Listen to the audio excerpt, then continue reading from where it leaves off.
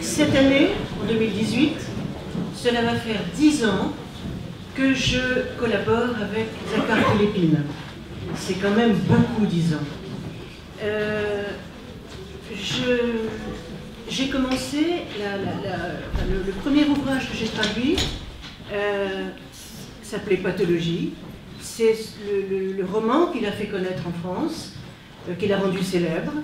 Et il s'est passé quelque chose d'un peu étrange et qui se répète encore aujourd'hui. Quand Pathologie est paru, c'était étrange parce que ceux qui avaient lu le roman, et de toute façon on en avait fait la publicité, savaient que Zakhar Prilepine s'était engagé en Tchétchénie à 2 reprises pour combattre justement à Grozny. Le roman raconte les 2 missions qu'il avait accomplies dans une école qui était devenue le quartier général des soldats russes. Et la traduction avait été à la fois très difficile parce que c'était un roman, comme m'avait dit quelqu'un qui avait lu le livre, c'était un roman de mec avec des armes démontées, etc. La traduction vraiment avait été difficile. Et quand il était venu présenter le livre, il avait été invité par des journalistes et la parution du livre à Paris coïncidait avec un événement, une anecdote qui s'était passée à Moscou. Il avait été invité, ainsi que d'autres écrivains et intellectuels, par Vladimir Poutine. Vous voulez peut-être dire? Итак, сейчас в 2018 году, плохо слышно, в 2018 году исполняется уже 10 лет, как мы работаем вместе с Захаром Прилепиным. 10 лет это все-таки долгий срок. И я помню первую книгу его, которую я переводила, это была книга «Патологии». Собственно, именно с этой книгой Захар Прилепин стал известен у нас во Франции. И я помню, что произошла достаточно странная вещь. То есть, в принципе, те кому нравился Захар Прилепин, кто читал эту книгу, кто ее рекламировал, они все знали, что он сам воевал в Чечне, в обеих компаниях. И книга, собственно, повествовала в том числе о том, что он делал, и ее было трудно переводить, поскольку это был совершенно, как мне сказали, мужской роман, оружие, война и прочее. И в то время я помню, что Захара Прилепина, в числе других писателей, пригласили на встречу с Путиным. Alors, la presse vraiment a été passionnée par cet événement-là. Et toutes les fois qu'on rencontrait Zakhar Prilepine, on lui demandait alors, racontez-nous votre rencontre avec Vladimir Poutine. Alors Zakhar Prilepine, gentiment, parce que c'est quelqu'un de gentil, poliment, c'est quelqu'un de poli, disait voilà, lorsque Vladimir Poutine nous a demandé ce qui n'allait pas, je lui ai dit ce qui n'allait pas, et Poutine est venu et a dit je vais répondre en 10 points à votre discours, premièrement, deuxièmement, troisièmement, quatrièmement, 10e, voilà. Et donc à chaque fois on lui reposait la même chose. Allez-y, je continue après. И, естественно, прессе очень не терпелось узнать про то, что же там происходило. Значит, спрашивали у Захара Прилепина, ну, как же прошла ваша встреча с Владимиром Путиным. И он очень милый, потому что он милый человек, очень вежливый, потому что он вежливый товарищ, отвечал, что вот, Путин, значит, спросил, что не так, я ему ответил, что не так, значит, и ответ на вопрос в 10 пунктах. Voilà. Et moi, personnellement, j'enrageais, parce que je venais de traduire un roman que je considérais comme un très grand roman, un très beau roman, et il était impossible de parler de ce roman du point de vue littéraire. Aujourd'hui, il se passe non pas la même chose, parce qu'en 10 ans, les choses ont évolué, et Zakhar Prilepine a vécu diverses aventures, mais les choses me font penser justement à ses débuts, parce que tout le monde le sait, il est impliqué dans la guerre du Donbass et apparemment les gens sont obnubilés par ça et je vis un peu la même chose parce que je viens de traduire un merveilleux roman, un très très beau roman. Et il est rare que je rencontre, que je lise des articles qui parlent justement de la qualité de ce roman, du point de vue littéraire. Alors on va parler effectivement de la trajectoire politique de Zakhar Prilepine qui dérange, qui ne dérange pas, qui... Bon, disons qu'en France, cette trajectoire, ces choix politiques dérange un peu. Mais moi, ce que je voudrais, si vous le permettez, Zakhar Prilepine, je voudrais qu'aujourd'hui, nous parlions des qualités littéraires de ce roman que j'ai adoré.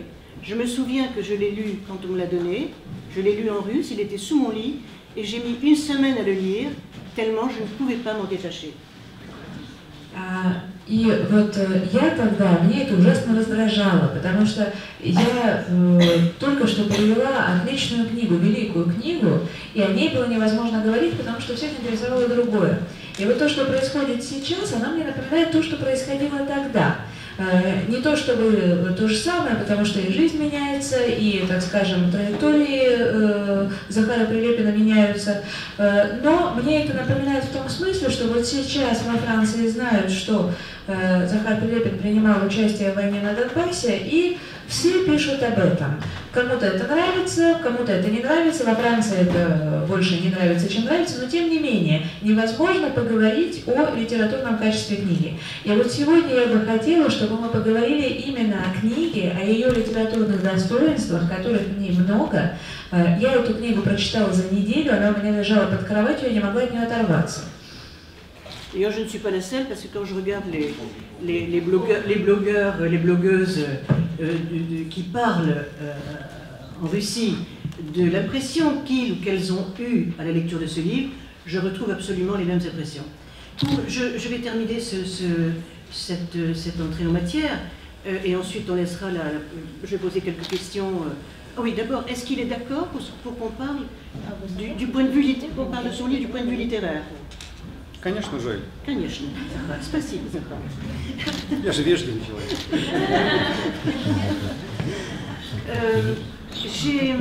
Comment vous dire, je suis quelqu'un qui ne vit pas les choses à moitié. C'est-à-dire que quand j'ai commencé à lire ce livre et quand j'ai commencé à le traduire, je me suis complètement immergée dans le roman.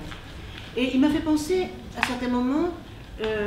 Donc d'abord c'est une tragédie incontestable, ce qui se passe au Solovki pendant les années à partir de 1923. Ça me fait penser un petit peu aux trois règles de la tragédie classique. La première règle, unité de lieu, nous y sommes, nous sommes enfermés, et j'étais enfermée parce que je m'implique complètement dans ce que je fais, j'étais enfermée dans le monastère des Solovki pendant de très longs mois. L'unité d'action, on y est. Tous les hommes sont entrés dans cette machine à broyer et n'en ressortiront pas. L'action est toujours la même.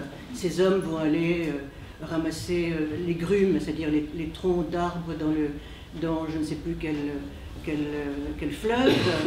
Donc nous y sommes, les actions sont toujours les mêmes. Et il y a l'unité de temps. On n'est pas tout à fait dans l'unité de temps. Pourquoi ? Parce que le temps, c'est comme si nous sortions du cadre du temps. Dans le monastère des Solovki, et j'imagine dans tous les camps de concentration, le temps s'arrête. Les gens, beaucoup de ceux qui ont travaillé sur les camps de concentration le disent. Par exemple, Vassili Grossman, dans un petit livre extraordinaire qui s'appelle Syotichot, tout coule, tout passe, le dit. Si on veut survivre dans un camp de concentration, il faut tout oublier. Tout oublier, ne pas savoir qui on a été, qui on a aimé, où on a vécu. C'est l'oubli total. Donc, les trois règles de la tragédie classique, il y en a une qui est un peu particulière, l'unité de temps. Mais, ce qui est absolument nécessaire dans la tragédie, c'est que ça se termine par le malheur. Et là, on est en plein là-dedans, ça se termine très, très mal. Voilà. Alors, la première... Oui, vous traduisez ça et je pose la première question. Mais elle est parfaitement capable. Hein? Ça fait longtemps que nous travaillons ensemble, elle est capable. И, собственно, в интересе вот моем к этой книге я не одинока, поскольку я потом читала то, что пишут русские блогеры, блогерши в сетях, и они совершенно со мной были солидарны в этом интересе. И вот когда эту книгу читала, я такой человек, что я во все бросаюсь с головой. Я с головой бросилась в эту книгу и очутилась в этом монастыре, в Соловках. И что я подметила, что помимо того, что, собственно, пишется о трагедии, речь идет, конечно, о неоспоримой трагедии, лагерях, Есть еще и элементы трагедии греческой классической, то есть это единство времени, места и действия. С одной стороны, естественно, мы наблюдаем единство места, то есть и герои, и читатель оказываются в одном и том же месте в монастыре на Соловках. С другой стороны, единство действия, потому что действие там все время одно, сколько бы там ни проторчали эти люди, они будут ходить на лесоповал, они будут сплавлять лес по неизвестной реке. И единство времени, его там нет, но там есть немножко другое, там есть подвешенное, остановленное время, которое характерно для романов о лагерях, то есть для того, что происходило в лагерях. И Василий Гроссман еще писал, что если хочешь выжить в лагере, то нужно все забыть, нужно забыть то, кем ты был, кого ты любил и так далее. И вот эти элементы греческой трагедии, собственно, я и подметила в этом романе. Кроме вот времени, которое просто останавливается. Ne vous avais-je pas dit qu'elle était très forte? Elle a tout dit. Elle a tout dit. La première question que je poserai à Zakhar Pilepin, c'est... Ah, ближе микрофон. La première question que je lui poserai, c'est qu'est-ce qui vous a donné envie de travailler sur ce sujet, alors que bien d'autres l'ont fait avant vous? Quel a été le déclic? И вот первый вопрос, который хотелось бы задать Захару Пилипину, это что вас заставило работать именно над этой темой, учитывая, что эта тема все-таки уже достаточно хорошо в русской традиции обработана? Объяснение достаточно простое.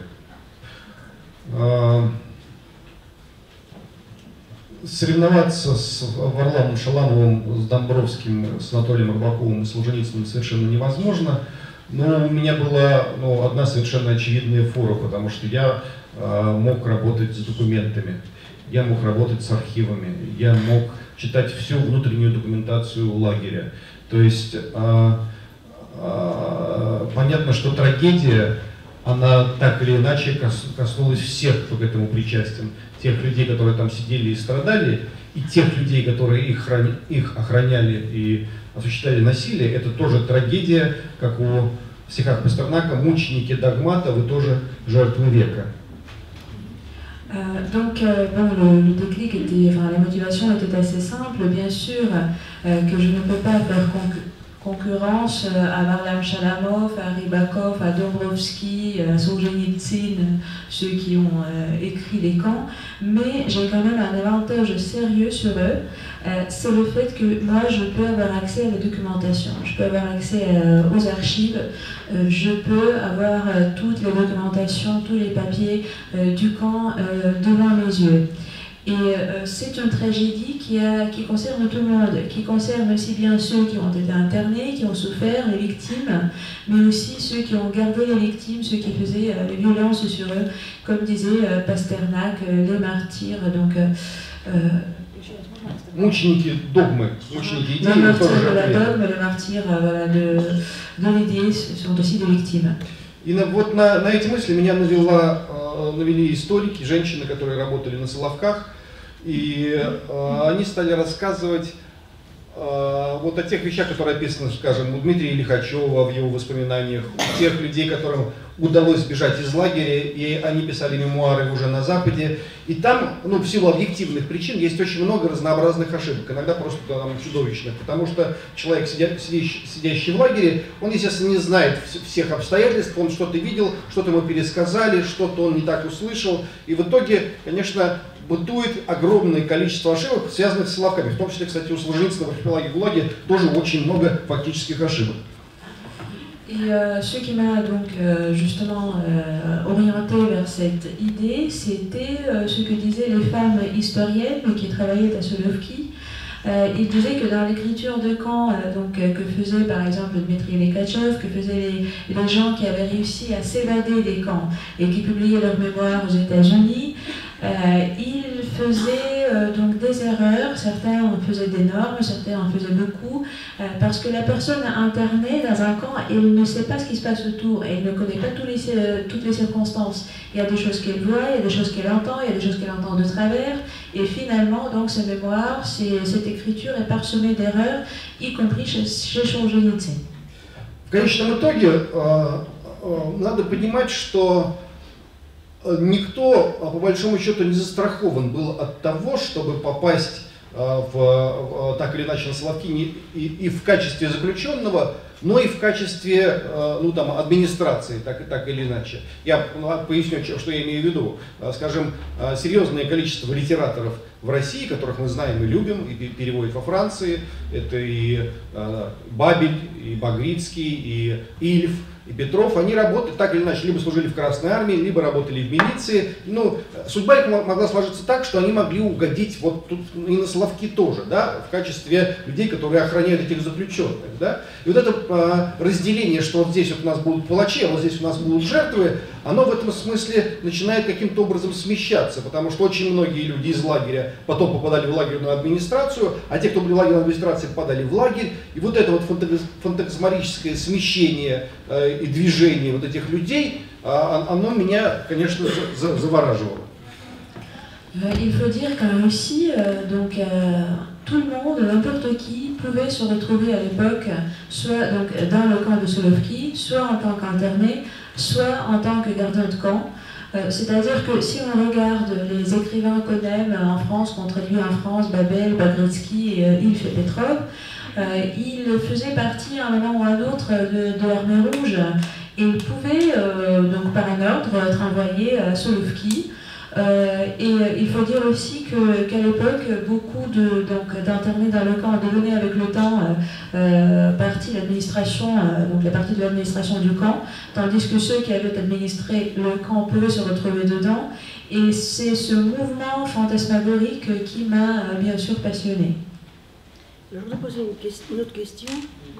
Oui, bien sûr.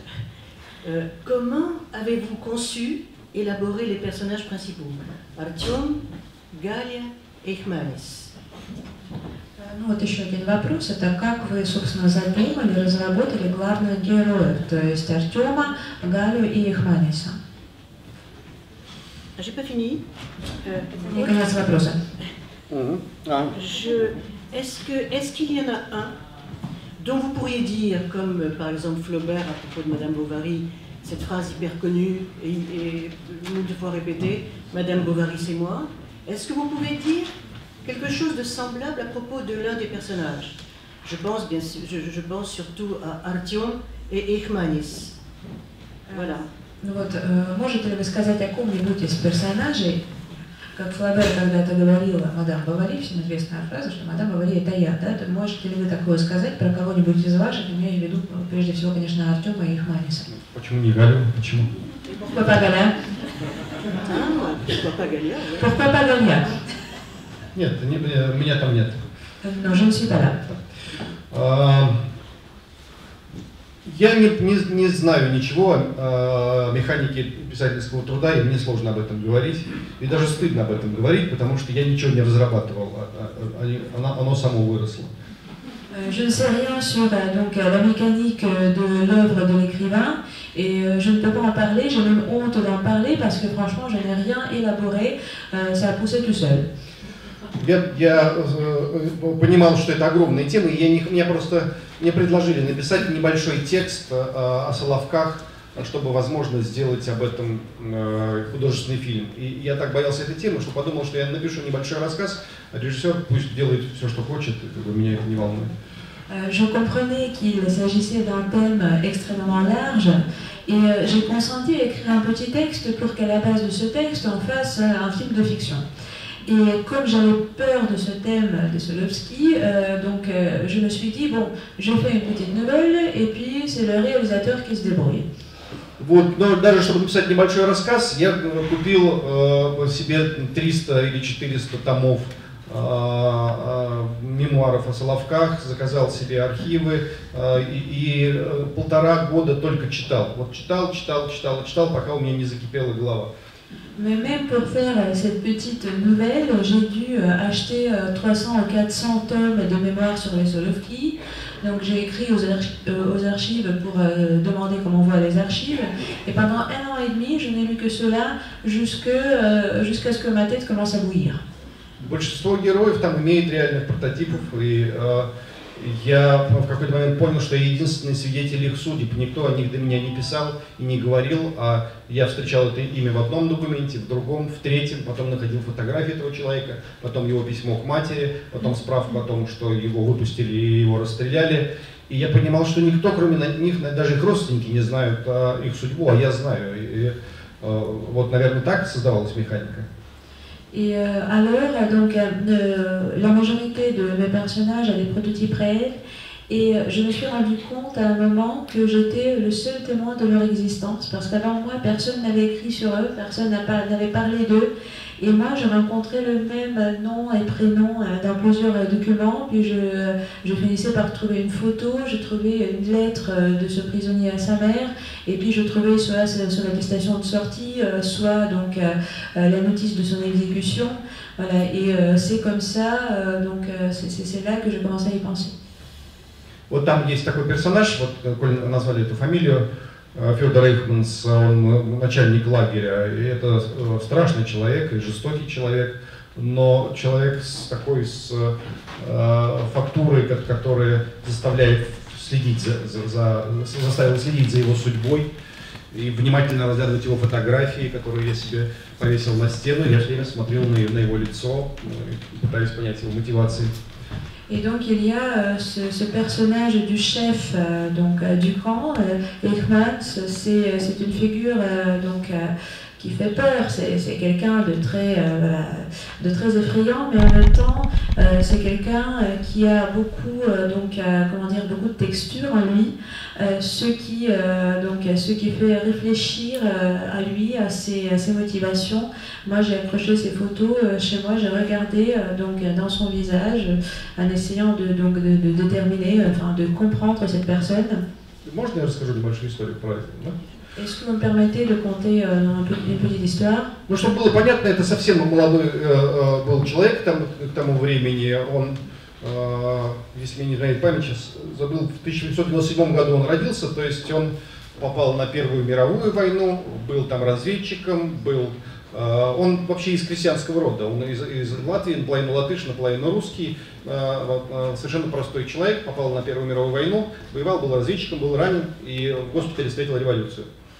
Et c'était quelqu'un de très jeune à l'époque, qui est né, je crois, en 1897, qui se retrouvait au milieu de la Première Guerre mondiale, qui a participé. C'était quelqu'un qui venait du milieu paysan.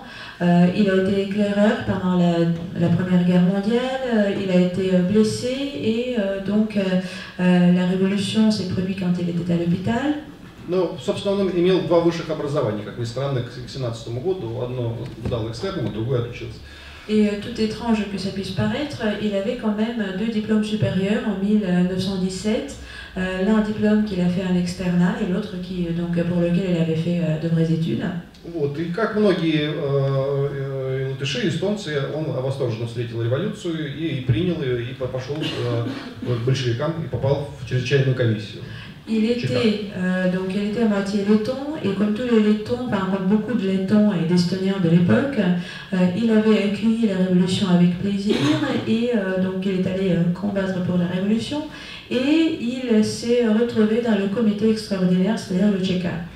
Вот, потом он был, вот такой был Лев Троцкий, наверное, вы знаете это имя, и он вот ездил на специальном поезде, поезд Троцкого по всей России, по всем фронтам, чтобы поднимать большевиков в атаку, чтобы командовать военачальниками, чтобы кого-то брать в заложники, кого-то расстреливать, кого-то награждать. И главой охраны Троцкого вот был как раз Эйхманс. Et il y avait un certain Léon Trotsky que vous connaissez, dont vous savez peut-être le nom, et il y avait le train de Trotsky qui était sur tout le front, qui partait au front de tous les côtés pour soulever le moral des bolcheviks, pour diriger les chefs de guerre, pour exécuter les uns et récompenser les autres, et prendre en otage les troisièmes. Et Eichmannis, il était le garde du corps de Trotsky à l'époque. После гражданской войны он был сначала главой ЧК Туркменистана, а потом куратором всей ЧК всей Средней Азии. Ему было всего 22, 23, 24 года и огромные колоссальные территории, больше любой европейской страны. И вот он был главой спецслужб этих территорий. Et après la guerre civile, il est devenu le chef du Tchéka de Turkménistan d'abord, et ensuite il était le chef de Tchéka de toute l'Asie centrale, c'est-à-dire à 22, 23, 24 ans. Il se retrouvait donc aux commandes d'un territoire énorme qui peut inclure plusieurs Europes, et donc il était le chef de services spéciaux de ces territoires. Потом он попал на Соловки в качестве начальника советского лагеря. Ensuite, il s'est retrouvé à Solovki en tant que chef de camp. Там интересная история о том, как он женился. Et l'histoire est intéressante au moment où il se marie. Там сидел некий мужчина, и к нему приехала проведать его дочь, профессор какой-то. Il y avait un certain interné qui avait été un professeur, et sa fille est venue lui rendre visite. И она ему понравилась, он сказал, если ты выйдешь за меня замуж, что я твоего отца выпущу из тюрьмы. Donc Ekmani s'est occupé de cette fille et il a dit si tu m'aimes, si on se marie, ton père sortira de la prison. Он сказал, я подумаю 2 дня. Подумал 2 дня и, собственно, вот и вышел из нее замуж. Да. Elle a dit je réfléchirai pendant 2 jours, elle a réfléchi 2 jours, elle s'est mariée avec lui. Вот, и когда я писал роман, я знал, что дочь от этого брака, она жива. Эльвира ее звали, она родилась за 3 года до того, как его расстреляли в 1937 году. Его расстреляли потом. Et au moment où j'écrivais mon texte, je savais que la fille de cette union était encore en vie, elle s'appelait Elvira, et elle est née 3 ans avant l'exécution de son père en 1937 parce qu'il a été exécuté finalement. Я хотел с ней встретиться и спросить ее об отце. Она, конечно, его не помнила, ей было 2 или 3 года, когда его расстреляли, но мать осталась жива и жила долго, и там, в 60-е годы она умерла. И, в общем, мать могла что-то рассказывать. И мне очень хотелось с ней встретиться, потому что я уже так долго, 4 года работал над романом, так долго думал об этом человеке, что я думал, что она мне что-то скажет, такое важное вещь. Et je voulais la rencontrer, je voulais qu'elle me parle de son père. Je savais bien qu'elle ne se souvenait pas de lui parce qu'elle avait 2 ans, 3 ans au moment où il est mort. Mais il y avait sa mère qui a vécu assez longtemps, jusqu'aux années 60. Et je voulais vraiment parler à sa fille en espérant qu'elle m'apprendrait quelque chose. Parce que moi j'étais depuis 4 ans plongée, elle était la première dans l'histoire de cette personne. Donc j'espérais qu'elle m'apprendrait quelque chose de nouveau. Я не смог ее найти, но я решил, я же русский писатель, поэтому я все выдумаю это из головы. И я написал главу в конце романа о том, как я прихожу к ней в гости, она открывает мне дверь, я говорю, кто я такой, вот, и мы с ней пьем чай, я описываю, как она ходит, как она наливает чай, какая у нее одежда, какая у нее библиотека, вот, и она мне рассказывает какие-то истории о своем отце, показывает мне какие-то видеосъемки, вот, и я все это взял, написал и опубликовал. Alors, je n'ai pas pu la retrouver, mais je me suis dit, bon, je suis quand même écrivain russe, donc je peux tout inventer. Et du coup, j'ai inventé un chapitre pour mon livre où je frappais à sa porte, elle venait m'ouvrir, on buvait du thé, moi je décrivais son appartement, sa bibliothèque, sa robe de chambre, elle me racontait des histoires, elle me montrait des chroniques, donc tout ça, je l'ai mis dans mon livre. И через месяц мне уже пришло письмо, где было написано Эльвира Эйхманис в теле письма. Я сразу пришел в легкий ужас. Et donc, 1 mois après, un email m'arrive, et dans l'objet du mail, c'est marqué Elvira Ekmanis. Et donc, du coup, cet email m'a plongé dans un léger état d'horreur. Она написала мне, она сказала, здравствуйте, Захар, я прочитал ваш роман, очень благодарна, это все очень интересно и увлекательно. Я не живу в России, не потому что я не люблю Россию, просто у меня заболели родственники, я вот переехал в США и вот ухаживаю за родственниками, ей самой 80 лет. Но речь такая блистательная, вот, формулирует отлично, видно, что человек в отличном состоянии находится. Она говорит, мне все понравилось, только скажите, пожалуйста, кто из моих родственников ввел вас в мою квартиру и рассказал все эти истории, которые... Donc elle m'a écrit qu'elle avait lu mon livre, qu'elle avait beaucoup aimé, que ça l'avait passionné. qu'elle ne vivait plus en Russie, non parce qu'elle n'aimait pas la Russie, mais parce qu'elle avait des proches à l'étranger qui étaient malades, et du coup elle avait dû déménager aux États-Unis pour prendre soin de ses proches, même si elle-même elle avait 80 ans, mais bon, on voyait à sa langue avec laquelle elle écrivait qu'elle était tout à fait... Elle écrit, bon, j'ai tout aimé, mais expliquez-moi quand même lequel de mes proches vous a introduit dans mon appartement et vous a raconté toutes ces histoires. Я совершенно восхищенный говорю: Эльвира Федоровна, я так вот был увлечен фигурой вашего отца, у меня фотографии висели на стене, и я все читал, что о нем написано, и разыскал все архивы, и я просто вот настолько проникся темой, что я все это придумал, и вот, видите, угадал, вот, ну, предлагал ей порадоваться вместе со мной, вот, но она не порадовалась. Donc je lui ai écrit, ben voilà, chère Elvira, j'étais tellement passionnée par le personnage de votre père, j'avais sa photo sur mon mur, j'avais réfléchi sur lui, rassemblé toutes les archives, j'ai lu tout ce que j'ai pu trouver sur lui. Et donc là, voilà, j'ai inventé ça et ça se trouvait être la vérité. Je voulais qu'elle se réjouisse avec moi, bon, elle ne s'est pas réjouie. Она говорит: Захар, прекратите поясничать, вы взрослый человек, и должны помнить, кем работал мой отец, и не такие, как вы, как бы раскалывались. Просто скажите мне, это Марфа Петровна или Альбина Сергеевна? Elle m'a dit, bon, arrêtez, enfin, il suffit de plaisanter, vous êtes quand même un homme adulte, vous devez vous souvenir aussi de qui était mon père, il avait fait parler le plus dur que vous. Alors dites-moi tout simplement si c'était Albina Petrovna qui vous a ouvert la porte ou si c'était Marta Petrovna. Потому что, ну, хорошо, вы читали в архивах, там вы знали, видели фотографию моего отца, но вы же не знаете, откуда вы знаете, во что я одеваюсь, и какие книжки стоят в моей библиотеке, и как я чай завариваю. Вам никто, ну, как бы вы не могли бы это догадаться. Bon, d'accord, vous pouvez tout savoir sur le personnage de mon père, mais comment vous saurez de quelle couleur est ma robe de chambre, comment je fais voter et quels livres sont dans la bibliothèque? C'est impossible de le deviner. Вот это вот о механике, это действительно, вот это есть ощущение мистическое. Я ненавижу все вот эти вот разговоры писателей о том, что вот я сам не пишу, мне диктует Господь Бог, а я просто вот записываю. Это, как правило, графоманы такие чудовищные, вот любят так говорить.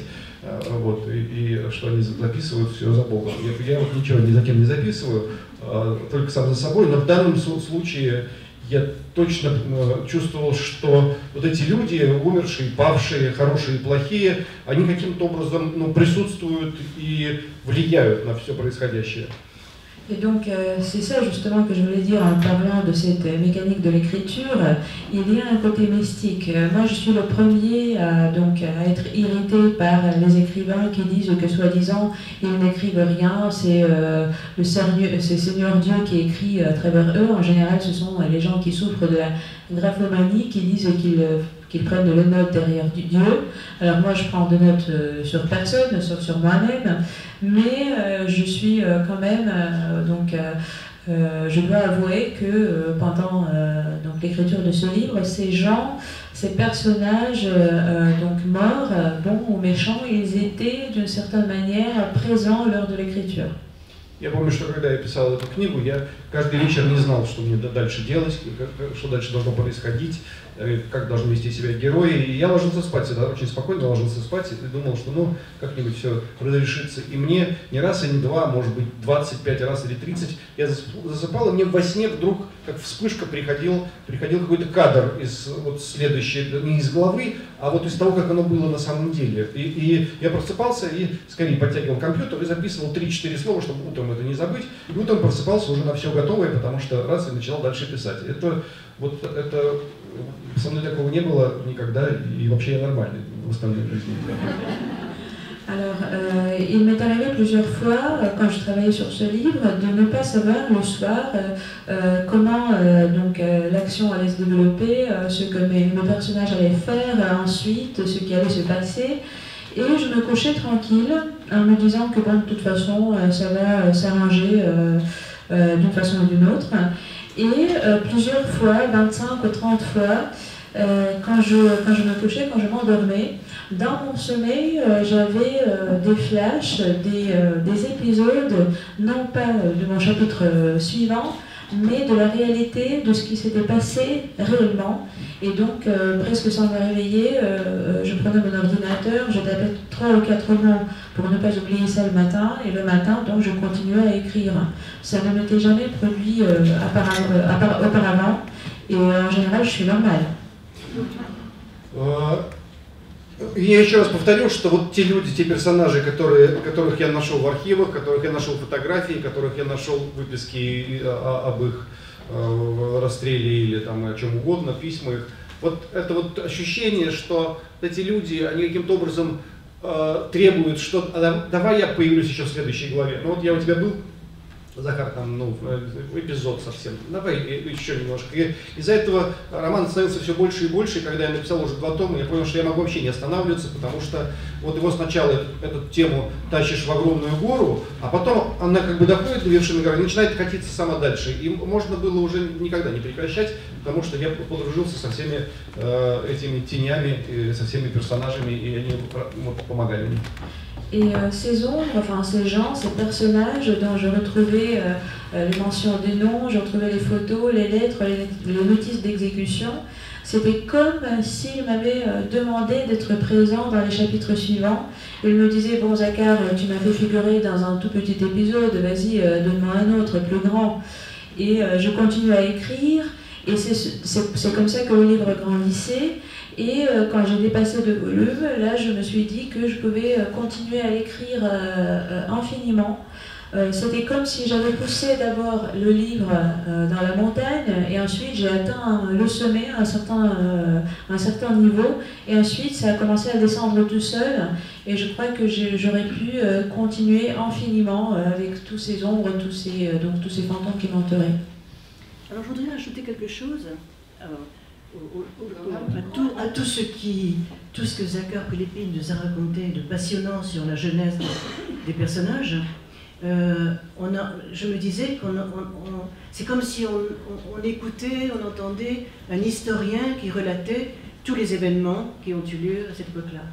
Mais il ne faut pas oublier que Zachar Prelipin est un romancier, et un très grand romancier, et qu'il donne vie, il fait de ces personnages historiques qui ont existé, dont il a trouvé la trace dans les documents divers et variés, il a fait de ces personnages historiques des êtres de chair et de sang. Le fameux Eichmannis, qui est directeur du camp, je dis que... Я хотела добавить к тому, что вот сейчас сказал Захар. Ну вот, когда мы слышали про то, как он рассказывает про юность этого лагерного начальника и так далее, то есть можно подумать, что мы тут слышим какого-то историка, который рассказывает о вот тогдашнем периоде. Но не надо забывать, что Захар все-таки романист, и он вот этим людям, которых он нашел в хрониках, в документах, он дает им жизнь из плоти и крови.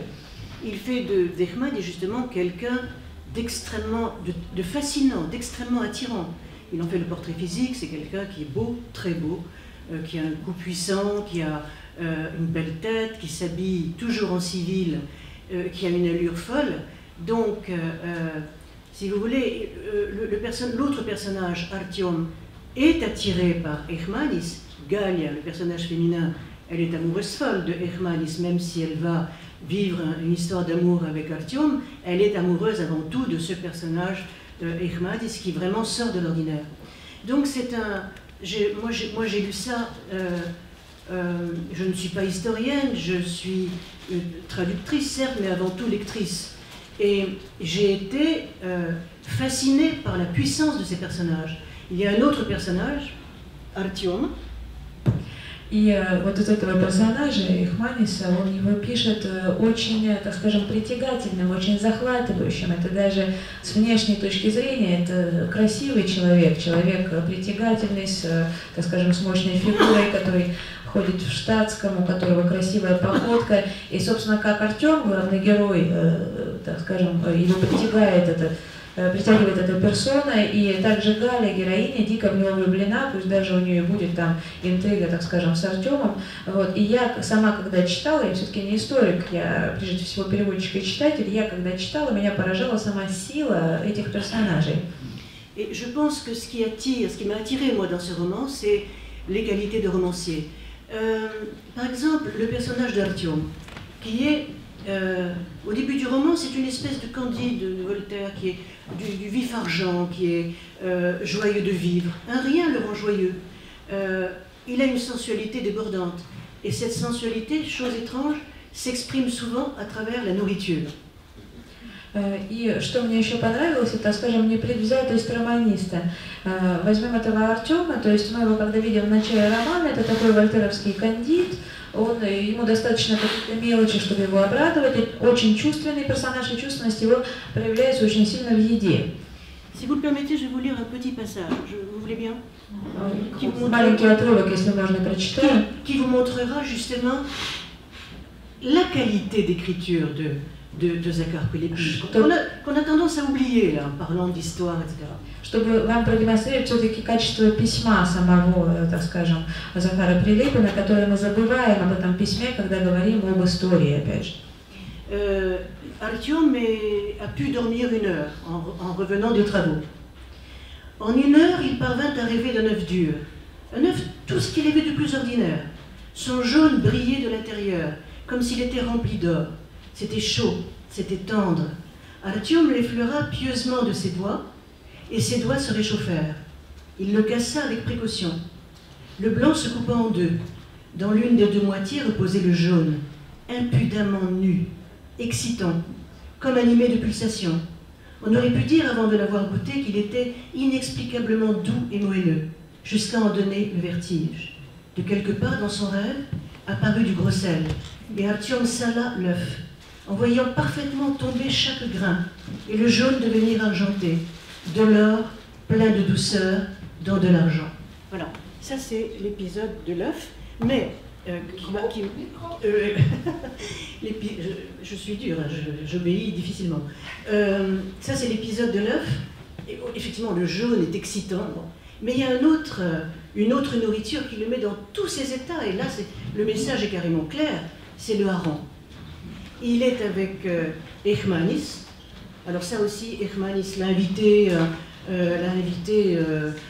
Eichmannis avait réuni quelques détenus pour aller chercher dans une île, creuser la terre et chercher le trésor. Il y avait des trésors, paraît-il, dans le monastère de Solovki.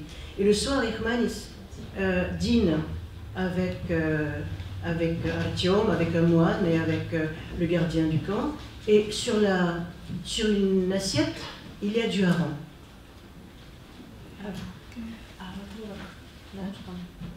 Не, ну зачем? Где мы его? Il voit sur une assiette du hareng. В общем, Жень прочитала отрывок про яйцо, так скажем. Ce que j'ai lu, c'était l'œuf. Да. Un œuf dur qui... Voilà. Вот, про яйцо, которое достается Артему, когда он приходит с работы, и как он его описывает совершенно чувственно, ну, вы в русской книжке найдете этот отрывок.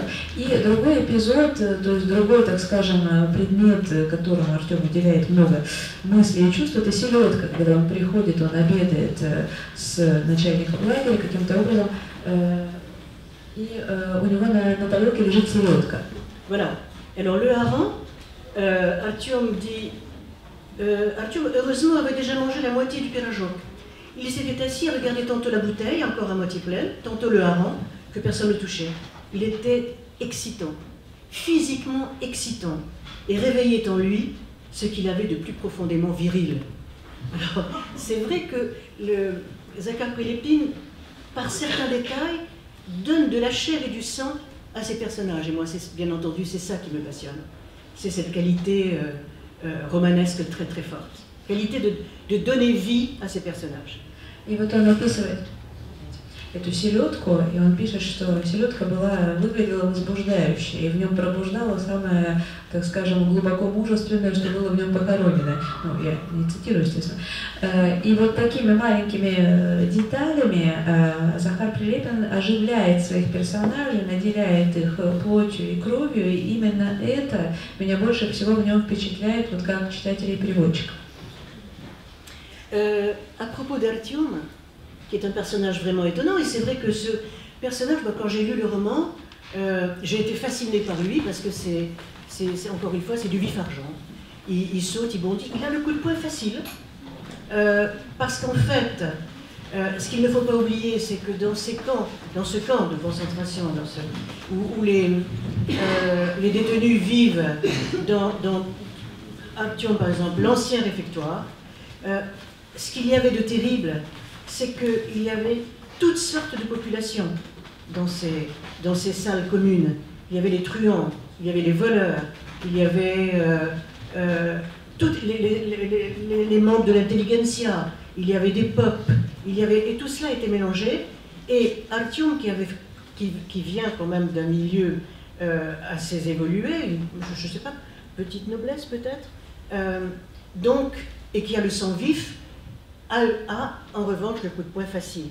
Et beaucoup d'ennuis viendront de là. Ну и вот, собственно, персонаж самого Артема, он меня заинтересовал с самого начала. Это такая ртуть, человек очень подвижный, легкий на, так скажем, на удар, то есть драться, в драку он лез очень легко, и не нужно забывать, что вот, так скажем, та среда, в которой он обретался в этой бывшей монастырской столовой в Соловках вместе с остальными заключенными, это была среда очень разнообразная, то есть там были и воры в законе, и, так скажем, обычные зэки, и бандиты, и интеллигенция, и попы. И вот, попав в эту среду, Артем, он сам по себе из какой-то мелкой, может быть, даже аристократии, вот, но он, так скажем, легок на драку, и это его будет ввергать в множество неприятностей. Je vais terminer sur Artyom avant de repasser le micro à Zakhar. Il reste à peine 10 minutes, Joël. Hein. Ah oui, d'accord. Alors je repasse le micro à Zakhar.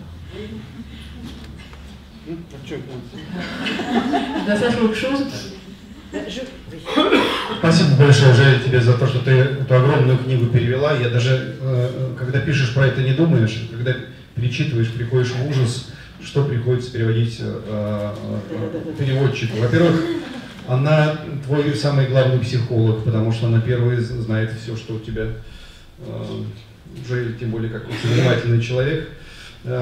Все-таки читатель читает быстрее, правильно? Переводчик, он каждой фразой он работает, и это вводит в определенное, конечно, его определенное состояние. Я боюсь Жоэля разговаривать, потому что я думаю, что она знает обо мне что-то тайное. Merci beaucoup à Joël d'avoir traduit mon livre, parce que bon, quand on l'écrit, on n'y pense pas, mais quand on le relit, on y pense à ce que le traducteur doit traduire. Et donc déjà, le traducteur, c'est votre premier psy, surtout, donc quelqu'un de si attentif que Joël, parce que bon, le lecteur quand même, il lit rapidement, tandis que le traducteur, il doit travailler, il doit combattre chaque phrase, et voilà. Et donc, il voit les détails, et moi j'ai peur aujourd'hui de Joël, parce que j'ai l'impression qu'elle sait sur moi quelque chose de secret. Je sais tout. Вот, кроме всего прочего, она верно сказала, что там уголовники, попы, интеллигенция, люди разных национальностей, но мало того, что они там есть, они там все разговаривают, все говорят на своем языке. И это крайне увлекательно, как это получилось по-французски, поэтому я всех призываю это прочитать, особенно тех, кто на двух языках говорит, чтобы мне потом рассказали, насколько это congénial. Et donc elle a dit vrai sur le fait qu'il y avait toutes sortes donc d'internés. Il y avait des bandits, des truands, des voleurs, des popes, des intelligents, enfin des intelligentsia. Et justement, non seulement ils s'y trouvaient tous, mais ils se parlaient tous et ils parlaient tous dans sa propre langue. Et ce qui est très intéressant, c'est comment c'est ressorti à la suite dans la traduction française. Et donc j'invite le lecteur français, et surtout le lecteur bilingue, à le lire pour voir comment c'est réussi. Et vous êtes autorisé à dire du mal du traducteur. Je voudrais juste dire ce que je dis à la fin de la rencontre. Non, encore 5 minutes. J'ai demandé 5 minutes. Avant, je terminer sur Artyom. Avant de mourir égorgé par un truand, ce qui est une fin inéluctable. Artyom, voilà, il va être égorgé par un truand, et c'est ce qui est une fin inéluctable parce que Artyom ne pouvait pas mourir autrement, dans la mesure où c'est un parricide, il avait égorgé son propre père. Donc il ne pouvait mourir qu'égorgé. Mais on le voit avant cette fin, sur laquelle Zakhar Prilepine passe très très vite. Ça se passe en été, il avait décidé de se baigner, et il sort nu de l'eau, et il a une phrase terrible, il rencontre le couteau qui l'attendait. Mais on le voit d'abord aller progressivement vers le but recherché par la direction des Solovki, il devient l'ombre de lui-même. Le maintien qu'il avait disparu. Ses yeux n'avaient plus la même vivacité. Sa morgue s'était évanouie. Sa démarche s'était tassée. On aurait dit qu'il avait changé une carte d'atout contre une carte basse. Un as secret dans sa manche contre de la menue monnaie. La meilleure place était désormais dans l'ombre. Le meilleur travail, celui de la nuit. Ne pas penser et ne pas se souvenir était aussi beaucoup plus simple la nuit. Alors d'une façon générale, il ne faisait pas attention à lui, il se trouvait là et faisait tout pour ne pas mourir. Ça se termine malheureusement, mais si j'ai un conseil à vous donner, lisez ce roman. Il est magnifique. Je n'ai rien à attendre en retour, il est traduit, on m'a payé pour ça, donc je n'ai rien à attendre. Mais c'est un roman magnifique. Pour moi, c'est même un roman majeur dans ce début du XXIe siècle. Voilà ce que je voulais dire. И вот, чтобы закончить, я бы хотела сказать, что интересен конец, то есть Артема зарезал зэк в конце концов, что было совершенно, так скажем, концом ожидаемым, поскольку сам Артем убил своего отца, он перерезал ему горло, и, собственно, ему должны были в какой-то момент перерезать горло, но дело даже не в том, а в том, что прежде всего, то есть перед своим концом он все-таки стал тем существом, на производство которых, собственно, были нацелены такие лагеря, он стал тенью себя самого, он потерял все, что составляло в нем, собственно, человеческое начало. И, скажем, вот это конец книги, но я вам хочу просто посоветовать ее читать. Я с этого ничего не имею, мне уже как переводчику заплатили, но я вам поэтому честно и бескорыстно говорю, что это совершенно потрясающая книга, возможно, одна из главных книг вот этого начала 21 века. Спасибо, Жель. Тут еще важный момент, что у меня совершенно другое отношение к Артему. Я считаю, что он не обесцветился, а наоборот совершил шаг к тому, чтобы стать христианским святым. И вот для того, чтобы разрешить, кто из нас прав, Жель или автор, переводчик или автор в отношении главного героя, я думаю, стоит прочитать эту книжку. Et donc, je voudrais remercier Joël et dire aussi que pour moi, je n'ai pas du tout la même attitude envers donc Artem à la fin de ce livre. Pour moi, il n'a pas perdu lui-même, il n'a pas perdu ses couleurs. Il s'est rapproché d'un saint chrétien. Et justement, pour comprendre qui a raison, Joël ou moi, je vous conseille de lire ce livre. Juste une chose, c'est lui qui a écrit ça. C'est lui qui a écrit qu'il devenait l'ombre de lui-même, qu'il cherchait la nuit, cherchait...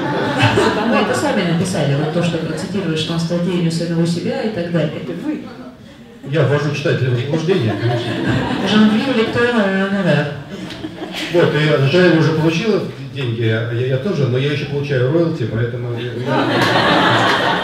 Joël a déjà eu ses honoraires, moi aussi, mais moi je continue à avoir un pourcentage. Donc, Я хочу вам сказать, что эта книга была 2 года самой продаваемой в России, и я за нее получил порядка 6 самых разных премий, в том числе государственную премию, которая раньше была сталинской премией, и в этом есть некий парадокс. Je voudrais vous dire que donc, pendant 2 ans, ce livre a été le plus vendu en Russie. Il a eu 6 prix, parmi lesquels le prix national, l'ancien prix stalinien, où on peut voir un certain paradoxe. Спасибо огромное.